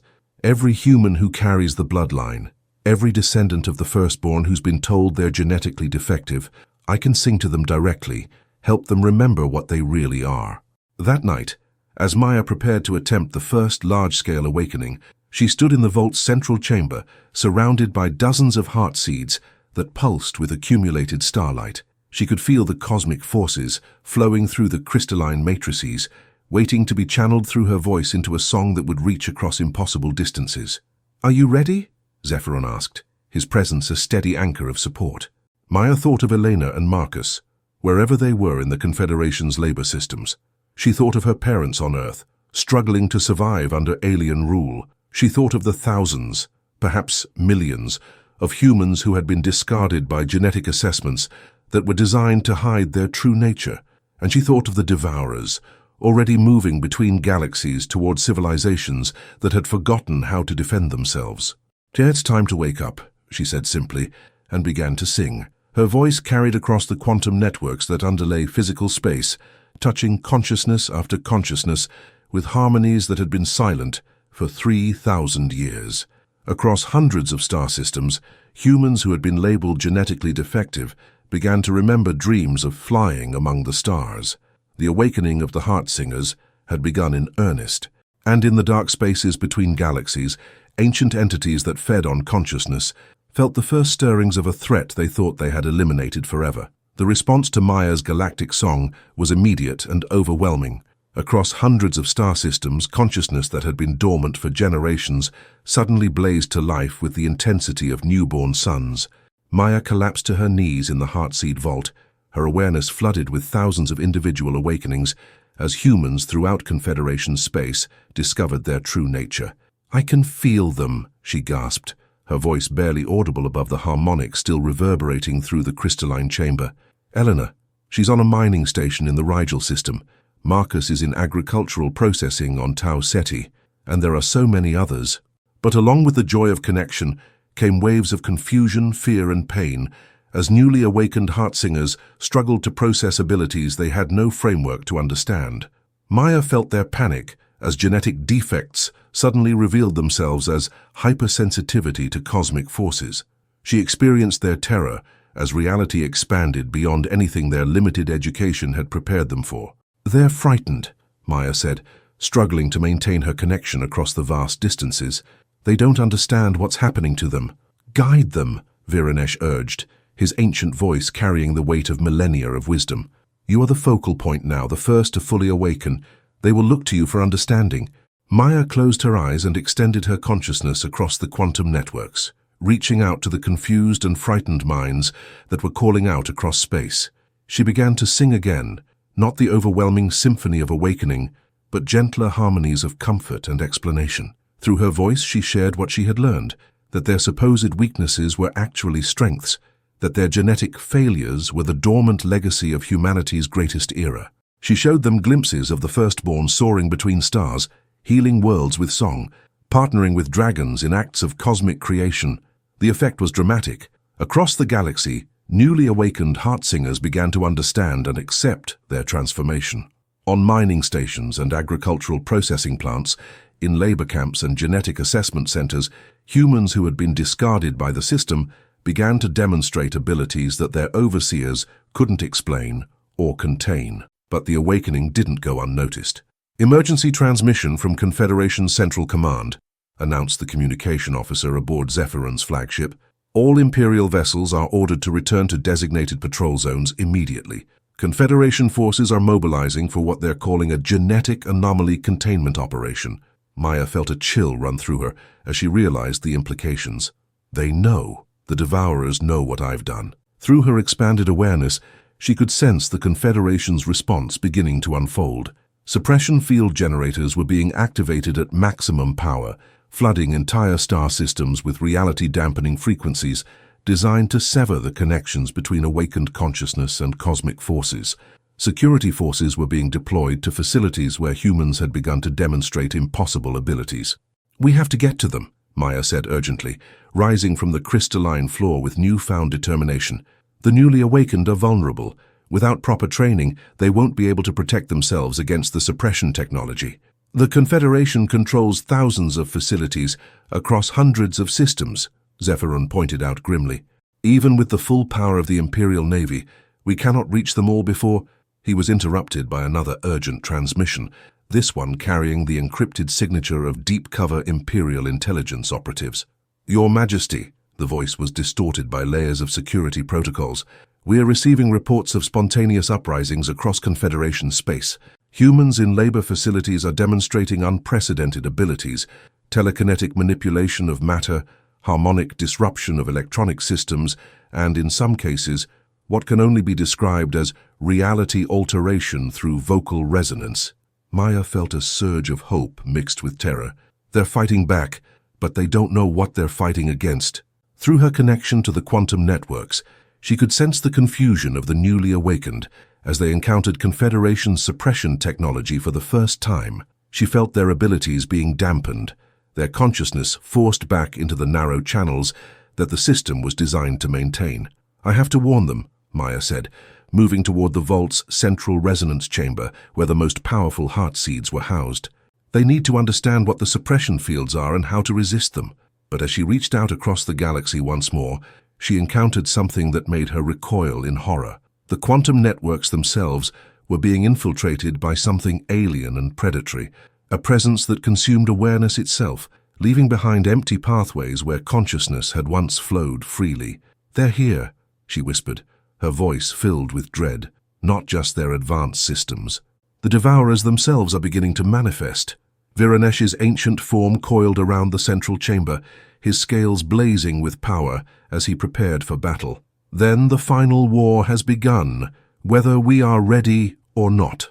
Maya felt the presence of the Devourers pressing against the edges of galactic space, entities of such alien hunger that they existed primarily in the spaces between matter and energy, feeding on the complexity of consciousness wherever they found it. They had been drawn by the awakening of the Heart Singers, recognizing the return of their ancient enemies. "I can feel them trying to trace the connections," Maya said. Her awareness stretched across multiple dimensional frequencies as she struggled to maintain contact with the awakened humans. "They're following the quantum networks back to the source. Then we must give them something else to focus on," Zephyron declared, his golden eyes blazing with the fire of ancient dragons. "If they seek the source of the awakening, They will find not one frightened human child, but the full might of the Draconian Empire. He activated the flagship's communication systems, broadcasting on frequencies that would reach every Imperial vessel in known space. All fleet commanders, all sector governors, all dragon lords, hear me now. The ancient enemy has returned, and the time of hiding is over. Activate all dormant systems. Awaken the Star Forges. Prepare for war across dimensions. Throughout Imperial space, installations that had been dormant for centuries began to hum with power as the dragons remembered abilities they had thought lost forever. Star forges that had been used only for crude industrial processes suddenly blazed with the harmonies needed to birth new suns. Ships that had relied on mechanical propulsion systems began to sing themselves through folded space. But even as the Draconian Empire revealed powers it had hidden for millennia, Maya could feel the growing pressure of the Devourer's attention. They were vast beyond comprehension, their hunger capable of consuming entire star systems, and they were beginning to focus on the quantum signature of her awakening song. "I have to keep reaching out," Maya said, despite the growing danger. "There are still thousands of humans who haven't awakened. If I can activate them all before the Devourers fully manifest..." "It's too dangerous," Zephyron protested. "The more you use the quantum networks, the easier it becomes for them to trace your location." "Then we'll have to be ready when they arrive," Maya replied, approaching the most powerful heartseed in the Vault's collection. This one was different from the others. Larger, darker, its crystalline matrix shot through with veins of what looked like captured void. "What is this one?" Viranesh's expression grew grim. "The warrior's seed. It contains the knowledge the Firstborn developed specifically for fighting the Devourers, harmonics that can damage entities of pure consumption, techniques for severing their connection to the quantum substrate that allows them to exist in our reality." Maya reached toward the dark crystal, feeling its contained power calling to abilities she didn't know she possessed. "Then it's time I learned how to fight." As her fingers touched the warrior's seed, knowledge flooded her consciousness. But this was different from the gentle wisdom of the other heartseeds. This was harsh, urgent understanding of warfare, fought across multiple dimensions, of songs that could shatter the foundations of reality itself, of the terrible price that came with wielding power sufficient to challenge entities that existed outside normal causality. Maya learned to perceive the Devourer's true nature, beings of anti-consciousness that could only exist by consuming complexity and reducing it to uniform emptiness. She understood their methods of infiltration and subversion, their ability to create systems that gradually degraded awareness until entire civilizations became vulnerable to consumption, and she learned the harmonics that could fight them. "I see it now," Maya said as the visions ended, her voice carrying new harmonics that made the Vault itself resonate with barely contained power. "The song that can drive them back. But it requires more than one voice. It needs every awakened heart singer singing in perfect harmony across galactic distances." Through her expanded awareness, she could feel the newly awakened humans throughout Confederation space, many now hiding from security forces, others being captured and subjected to intensive suppression protocols. They were scattered, frightened, and largely untrained. "Can you coordinate them all?" Zephyron asked. Maya looked around the Heartseed Vault, at the crystalline repositories that contained 50,000 years of accumulated wisdom and power. She thought of Elena and Marcus and all the others who were depending on her to show them the way forward. She thought of her parents on Earth, still believing their daughter was weak and worthless. "I have to," she said simply. As Maya prepared to attempt the most ambitious harmonic coordination in galactic history, alarms began blaring throughout the Draconian flagship. Through the viewports, space itself was beginning to darken as something vast and hungry approached from the spaces between stars. The Devourers had found them. The final battle for the future of consciousness in the galaxy was about to begin. Space around Kepler 442b began to fracture as the Devourers pressed against the boundaries of normal reality. Maya watched from the Heartseed Vault as darkness spread across the star-filled void, not the simple absence of light, but something far worse. Areas where consciousness itself was being consumed, leaving behind regions of absolute emptiness that hurt to perceive directly. "They're testing the dimensional barriers," Viranesh observed, his ancient voice tight with concern, "probing for weaknesses in the quantum substrate that separates our reality from the void spaces they inhabit." Through the crystalline walls of the vault, Maya could see the Draconian Imperial fleet arranging itself in defensive formations. Hundreds of ships, some larger than small moons, their living hulls glowing with power as their dragon crews remembered abilities that had been dormant for centuries. But even their combined might seemed insignificant against the scale of what was approaching. "How long do we have?" Maya asked. Her consciousness still extended across the galactic quantum networks as she maintained contact with awakened heart singers throughout Confederation space. "Minutes, perhaps hours," Zephyron replied through the fleet's communication systems. "The Devourers exist primarily outside normal spacetime. When they fully manifest in our dimensional framework, they'll be able to consume entire star systems simultaneously." Maya felt the growing panic of the scattered heart singers as Confederation suppression fields intensified across hundreds of worlds. On mining stations and processing facilities, newly awakened humans were being subjected to reality-dampening frequencies so intense that some were losing consciousness entirely. Others were fighting back with abilities they barely understood, their desperate resistance causing technological failures that spread like wildfire through Confederation infrastructure. "Eleanor's group has taken control of a mining station in the Rigel system," Maya reported, her awareness flickering between distant locations as she monitored the developing situation. "But they're under siege by Confederation security forces, equipped with portable suppression generators. Marcus has organized agricultural workers on 12 different worlds," she continued, processing multiple information streams simultaneously.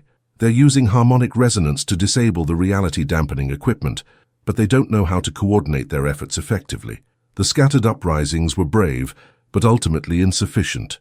Without proper training and coordination, the newly awakened heart singers were fighting isolated battles against a system designed specifically to suppress their abilities." "I need to bring them together," Maya said, approaching the central resonance chamber where dozens of heart seeds pulsed with accumulated starlight, not just in communication, but in actual harmonic unity.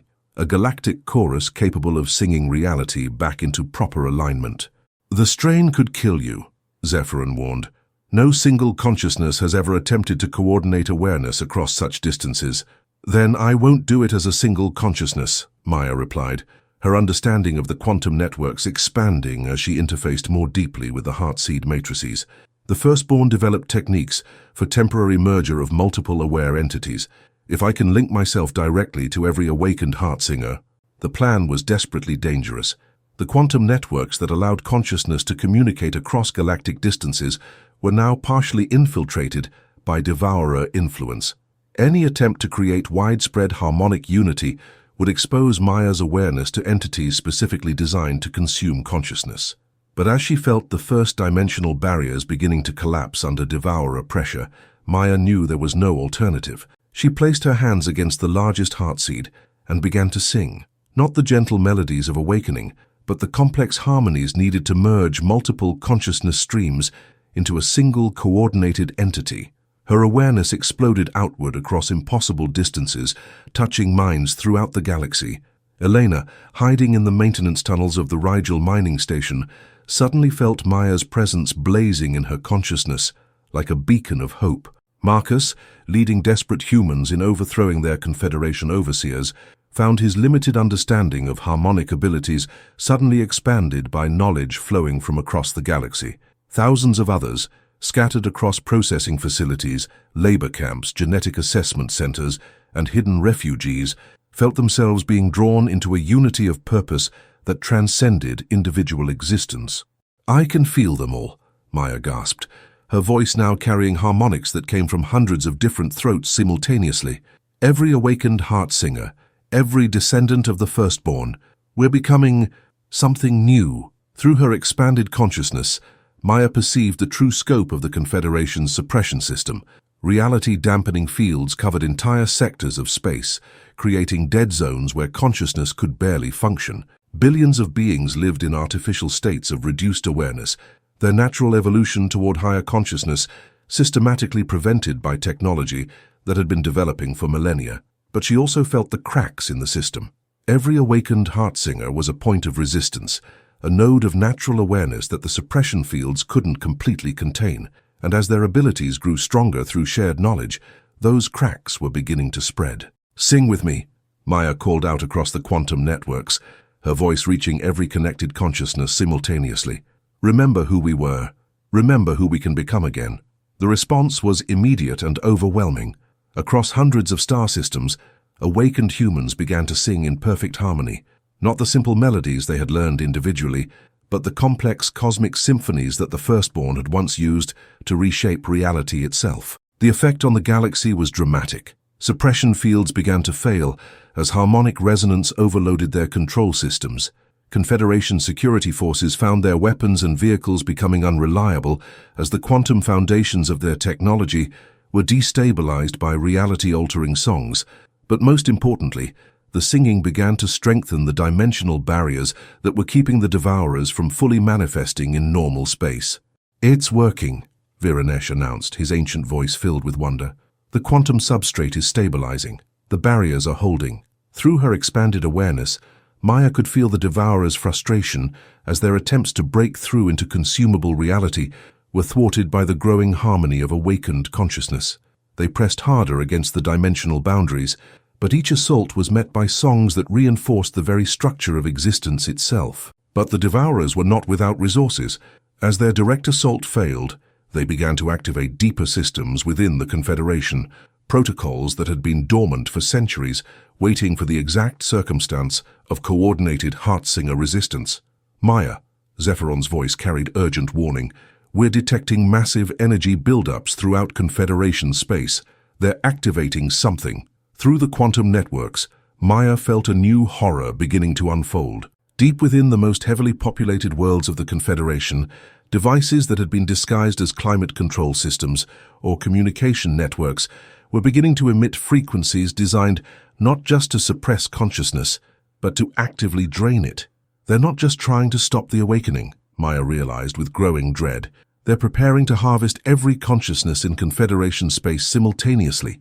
If they can't break through our dimensional barriers, they'll create their own food supply. Billions of beings, humans, aliens, entire civilizations, were about to have their consciousness consumed by devices they had lived alongside for generations. The suppression system hadn't just been designed to prevent awakening. It had been a preparation phase for the largest feeding event in galactic history. "I have to warn them," Maya said. But even as she reached out through the quantum networks, she could feel the consumption devices beginning to activate. The time for warnings had passed. "No," she said, her voice now carrying the harmonics of every awakened heartsinger in the galaxy. "We stop this now." Maya drew upon knowledge from the deepest heartseed matrices, accessing techniques that the Firstborn had developed during their final desperate war against the consciousness-consuming entities. She began to sing harmonies that existed on frequencies beyond normal perception, songs that could reach into the quantum foundations of matter and energy themselves. The galactic chorus of awakened heartsingers joined her, their combined voices creating resonances that propagated faster than light through the quantum substrate underlying physical reality. Their song reached the consumption devices on thousands of worlds, not to destroy them but to reverse their function. Instead of draining consciousness, the devices began to amplify and broadcast it. Across the Confederation, beings who had lived their entire lives under suppression suddenly found their awareness expanding beyond anything they had thought possible.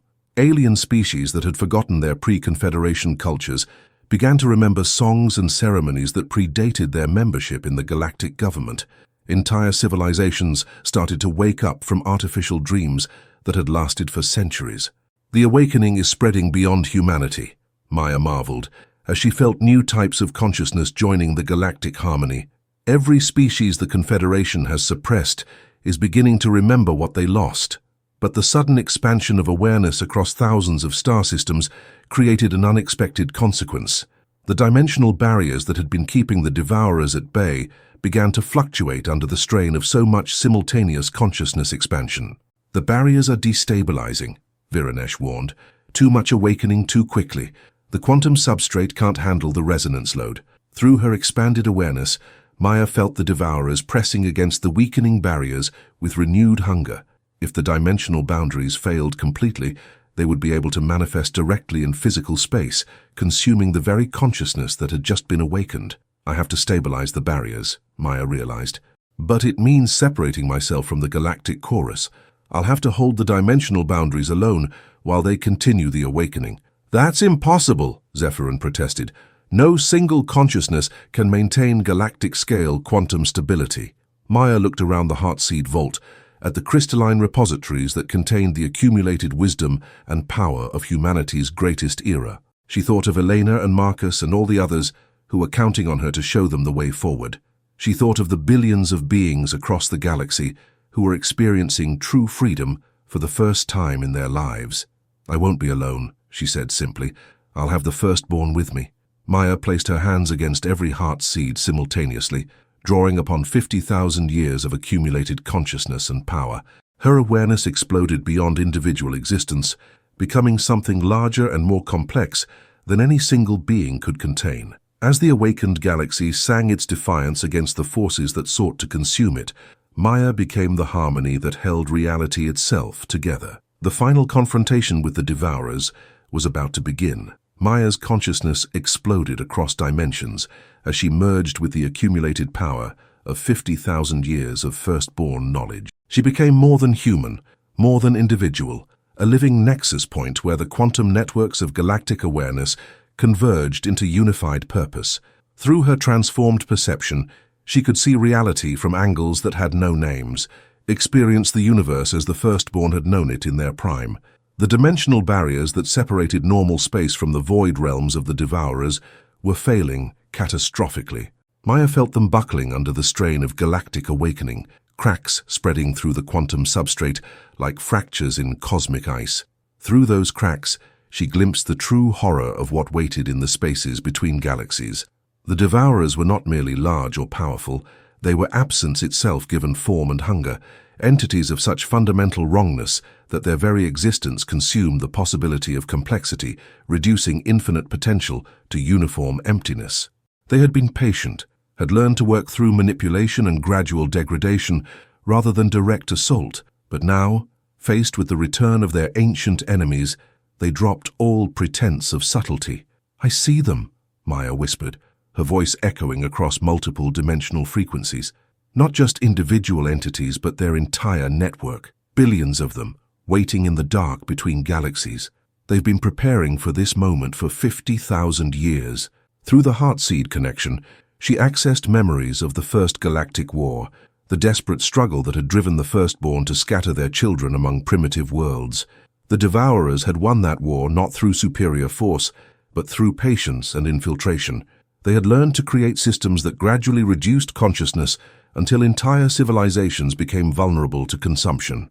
The Confederation was just the latest iteration, Maya realized with growing horror.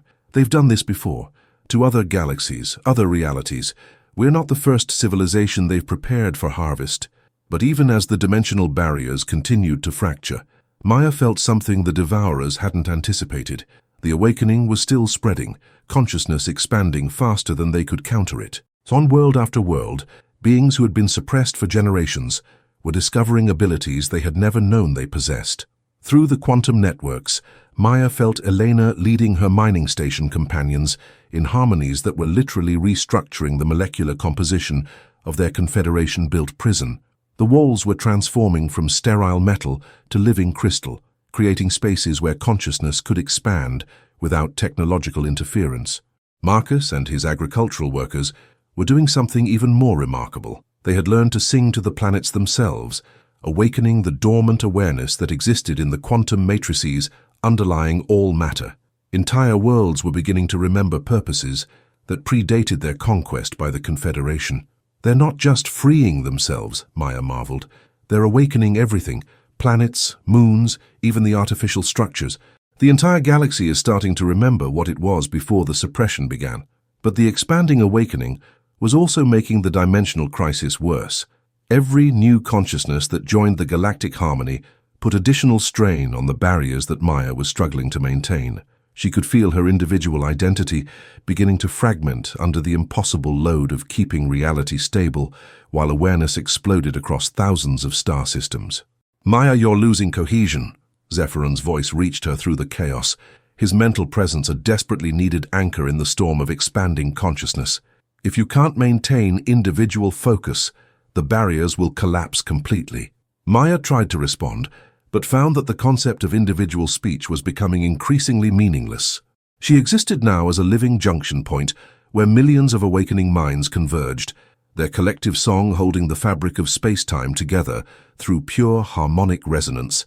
Through her fragmenting awareness, she felt the Devourers pressing against the weakening barriers with renewed desperation. They were so close to breaking through that their anti-consciousness was beginning to leak into normal space, creating dead zones where thought itself became impossible. "I can't hold them," Maya managed to communicate, her message rippling through the quantum networks to reach every awakened consciousness simultaneously. "The barriers are failing. They're going to break through." But even as she spoke, Maya felt something unexpected happening throughout the galaxy. The newly awakened weren't falling into panic or despair. Instead, they were doing something that the Devourers had never encountered in 50,000 years of consuming civilizations. They were adapting. Eleanor's group had learned to create localized dimensional stability through harmonic resonance, turning their mining station into a fortress of consciousness that the Devourers couldn't penetrate. Marcus and the agricultural workers were teaching entire planets to sing defensive harmonies, creating worldwide networks of awareness that reinforced local reality against consumption. Most remarkably, the awakening dragons were remembering abilities that predated their partnership with the Firstborn, ancient techniques for existing across multiple dimensional frequencies simultaneously, for drawing power directly from the quantum substrate itself. "We don't need to stop them from breaking through," Maya realized, her fragmented consciousness suddenly coalescing around a new understanding. "We need to be ready when they do." Through the heartseed matrices, she accessed the deepest levels of Firstborn knowledge, techniques that had been developed not for preventing dimensional incursions, but for transforming them into opportunities for evolution. The most advanced Firstborn hadn't fled the Devourers. They had learned to use the entity's own nature against them. Consciousness that has been touched by anti-consciousness and survived becomes stronger. Maya understood now. The Devourers don't just consume awareness, they also create the potential for awareness to evolve beyond anything that was possible before contact. It was the ultimate expression of the principle she had embodied since childhood. What appeared to be weakness was actually the potential for unprecedented strength. Maya began to sing a new harmony, not the defensive frequencies she had been using to hold the dimensional barriers, but something far more dangerous and transformative. She was calling the Devourers into normal space deliberately, creating controlled breaches that would allow limited manifestation under conditions that the awakened galaxy could handle. "You're insane," Zephyron's voice carried across multiple dimensions as he realized what she was attempting. "If you're wrong about this, you'll be delivering the entire galaxy to them." "If I'm wrong, the galaxy was already lost," Maya replied, her consciousness now so expanded that individual identity was just one facet of a much larger awareness. "But if I'm right, we're about to become something that the Devourers have never encountered before." The first dimensional breach opened near the mining station, where Elena's group had created their fortress of consciousness. A tendril of pure anti-awareness pressed through the gap, seeking to consume the complex patterns of thought and emotion that blazed like beacons in the local quantum field. But instead of being consumed, Elena and her companions sang to the entity, not defensive harmonies, but welcoming songs that embraced the anti-consciousness and transformed it through contact with awakened awareness.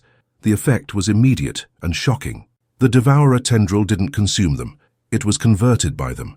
Its nature of pure negation transformed into something that enhanced rather than destroyed consciousness. "It's working," Maya breathed, feeling the successful transformation ripple through the quantum networks. "They can be changed. The Devourers aren't immune to evolution."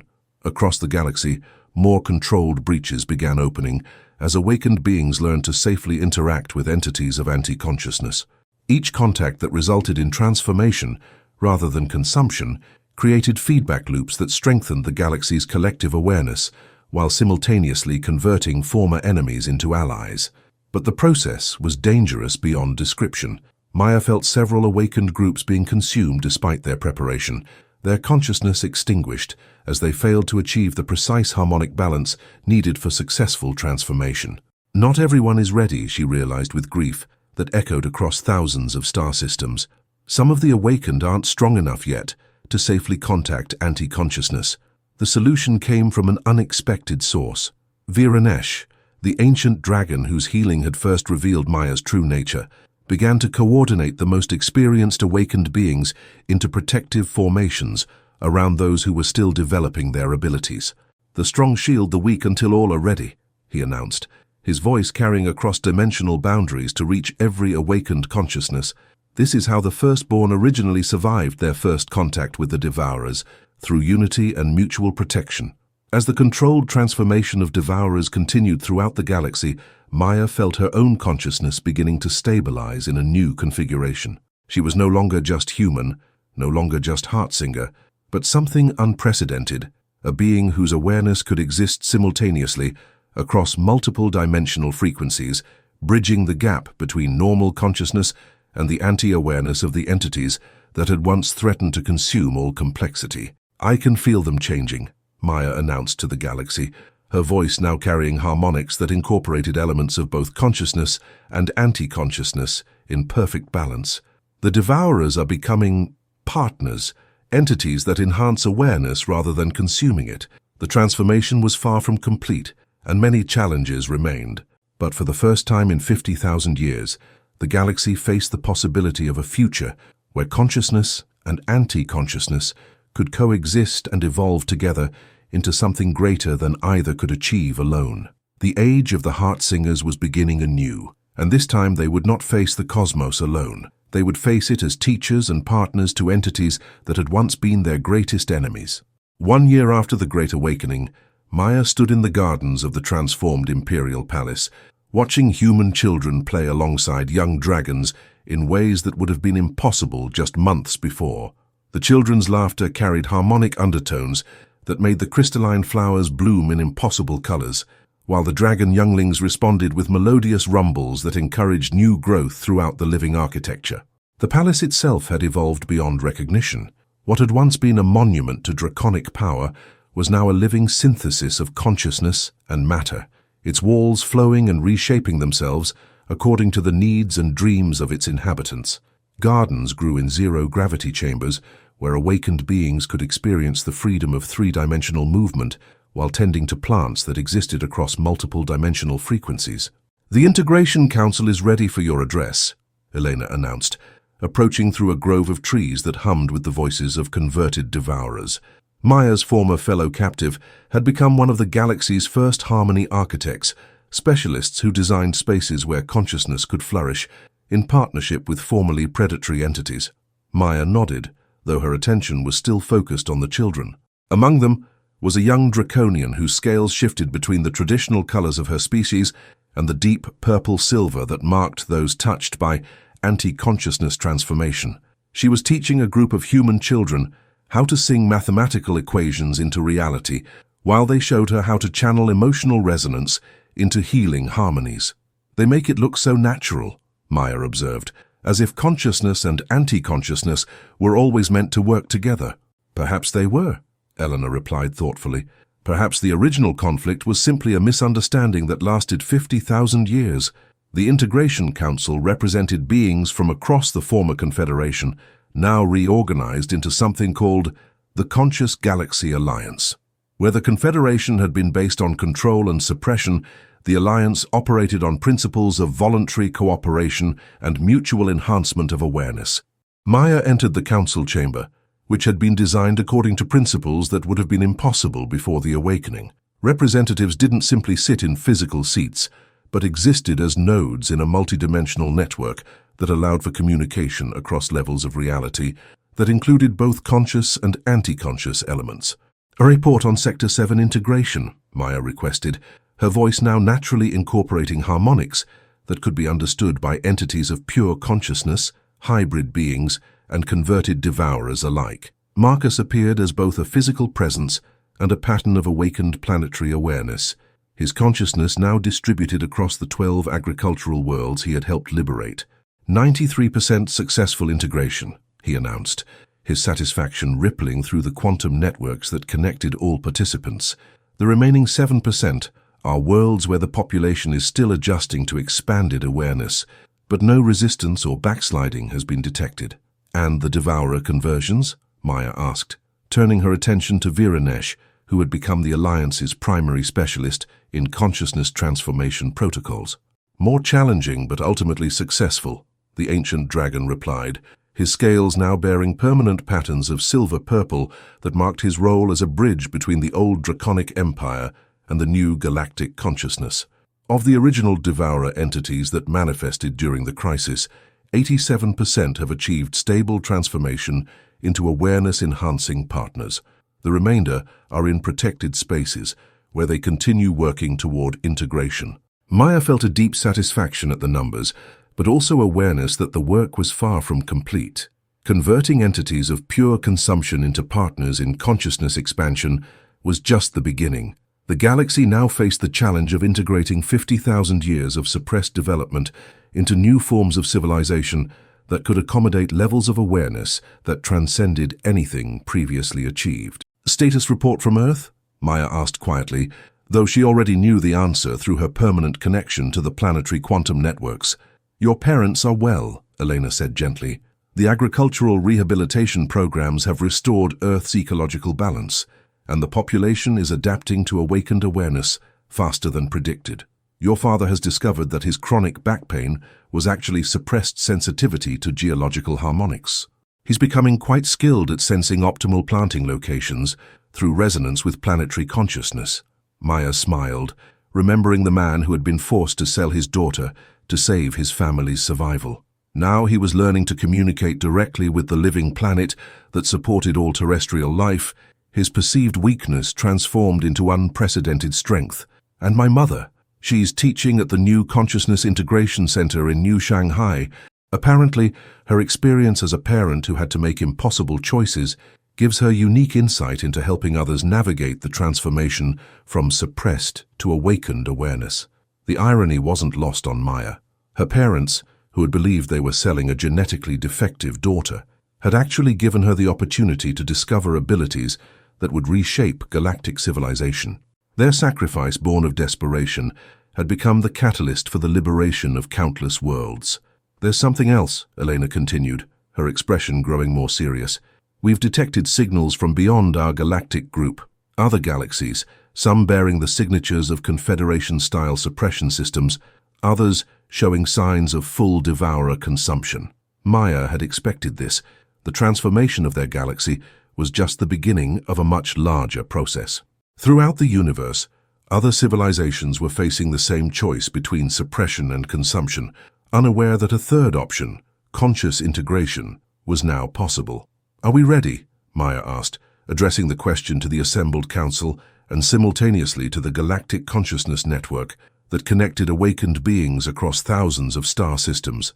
The answer came not in words, but in harmonies that expressed readiness, determination, and hope. The awakened galaxy was prepared to share what they had learned, to help other civilizations discover that apparent weakness could become unprecedented strength. "Then we begin the Great Reach," Maya announced, her consciousness already expanding beyond their galactic boundaries to touch the quantum networks that connected all awareness throughout the universe. As she prepared to attempt contact with civilizations in distant galaxies, Maya reflected on the journey that had brought her to this moment.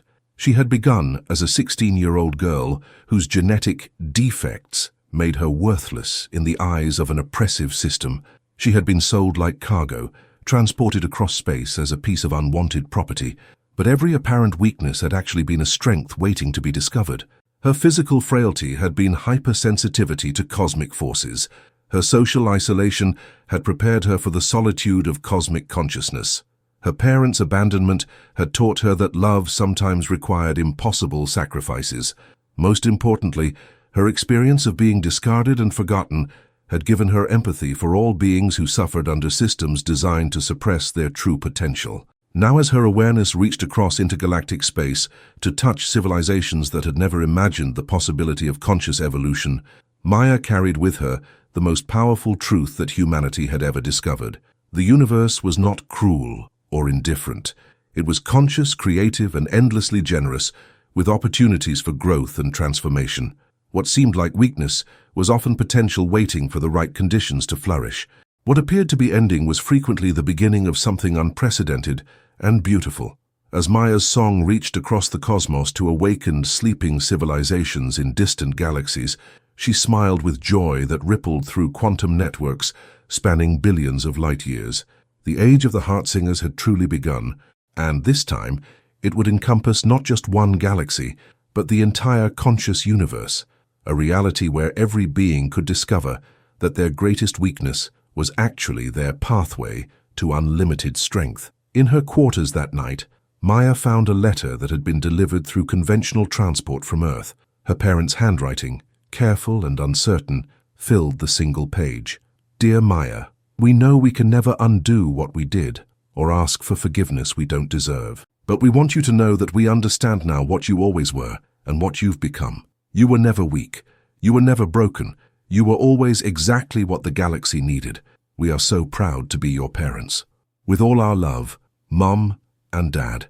Maya held the letter close and sang softly to the stars, her voice carrying harmonies of forgiveness, gratitude, and infinite love across the cosmos.